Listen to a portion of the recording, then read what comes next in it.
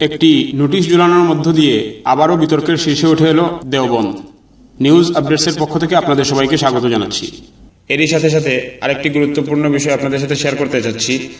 গত 1 ডিসেম্বর 2018 ইংরেজি তারিখে টঙ্গীর ময়দানে ঘটে যায় ইতিহাসের এক দুঃখজনক ঘটনা, যার বিস্তারিত প্রামাণ্য চিত্রাকারে আপলোড করা হয়েছে। ভিডিওর লিংক আমাদের এই ভিডিওর ফার্স্ট কমেন্টে পেয়ে যাবেন। আজ 17 জানুয়ারি 2019 ইংরেজি মোতাবেক 10 জমাদেউল ওলা 1440 হিজরি তারিখে মাদ্রাসার চৌহদ্দির ভিতরে তাবলিগি কার্যক্রমে করা নিষেধাজ্ঞা আরোপ করল দারুল উলুম দেওবন্দ। হঠাৎ করে কেন আজ এমন আকস্মিক সিদ্ধান্ত গৃহীত হলো তা জানা যায়নি। তাৎক্ষণিকভাবে কয়েকজন শিক্ষকের কাছে বিষয়টি নিয়ে জানতে চাইলে তারাও বিস্ময় প্রকাশ করেছেন। দেওবন্দের মূল ফটক বাবু জাহের এর নোটিশ বোর্ডে সকাল থেকেই নিষেধাজ্ঞাপত্রটি সাঁটানো হয়েছে। এখন নিষেধাজ্ঞাপত্রটি অনুবাদ করে আমরা আপনাদের শোনাচ্ছি।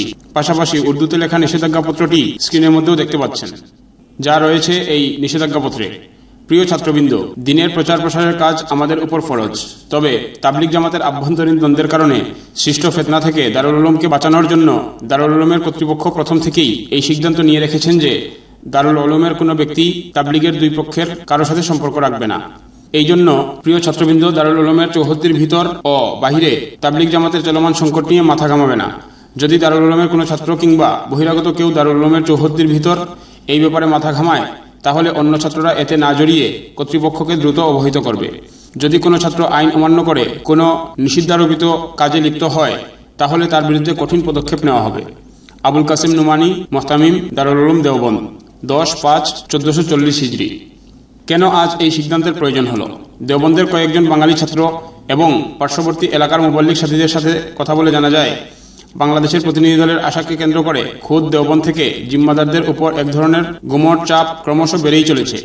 বাংলাদেশের তাবলিগ জামাতের সংকট নিয়ে দেওবন্দের শীর্ষ আলেমরা কি ভাবছেন শিরোনামে শিক্ষকদের সাক্ষাৎকার ছড়িয়ে পড়লে চাপ আরও বাড়তে থাকে। এছাড়াও প্রতিদিনই বাংলাদেশ ও ভারতের অসংখ্য জায়গা থেকে ওলামা ইকরাম ও সাধারণ মুবাল্লিগদের যাতায়াত উল্লেখযোগ্য হারে বেড়েছে। এসেছেন মিডিয়া কর্মীরাও। সবাই অগ্রিম জানতে চাচ্ছেন প্রতিনিধি দলের কাছে দেওবন্দের আনুষ্ঠানিক বার্তা কি হবে। যদিও দেওবন্দ বরাবরই উভয় গ্রুপ থেকে নিজেদের সংশ্লিষ্টতা আড়াল করার চেষ্টা করেছে। উল্লেখ্য, দেওবন্দের প্রথম সারির কয়েকজন জিম্মাদারের এক পক্ষের সাথে সংশ্লিষ্টতা দিবালোকের ন্যায় পরিষ্কার। আগন্তুকদের অনেকেই দেওবন্দের উস্তাদ ও ছাত্রদের সাথে কথা বলে ভিন্ন রকম বার্তা পাচ্ছেন, যা দেওবন্দের প্রথম সারির কয়েকজন সংশ্লিষ্টকে বিব্রতকর অবস্থায় ফেলে দিতে পারে। এই আশঙ্কা থেকেই এই সিদ্ধান্তটি নেওয়া হয়েছে বলে তারা মনে করছেন।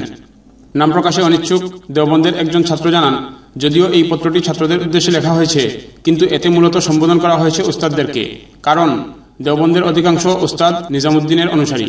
তাদের মুখ বন্ধ করতেই এই আকস্মিক উদ্যোগ গৃহীত হয়েছে।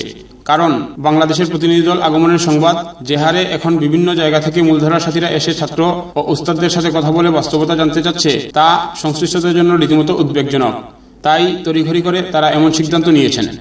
পরিস্থিতির বিবেচনায় বিজ্ঞজন বলছেন, দাওয়াত ও তাবলীগের মেহনতের বর্তমান সংকটাপন্ন পরিস্থিতি নিরসনকল্পে যখন পাকিস্তানের ওলামা ইকরামদের ত্রিদেশীয় মুরব্বীদের নিকট লিখিত পত্রের কথা জানা যায়, তখন দারুল উলুম দেওবন্দের মতো সুনামধন্য প্রতিষ্ঠানের এরকম সিদ্ধান্তে দাওয়াত ও তাবলীগের মেহনতে ইতিমধ্যে পরিলক্ষিত তৃতীয় শক্তির মধ্যে যারা আছেন, তাদের জন্য অনেক সুবিধাজনক অবস্থান সৃষ্টি করে দিবে বলে আশঙ্কা প্রকাশ করেছেন।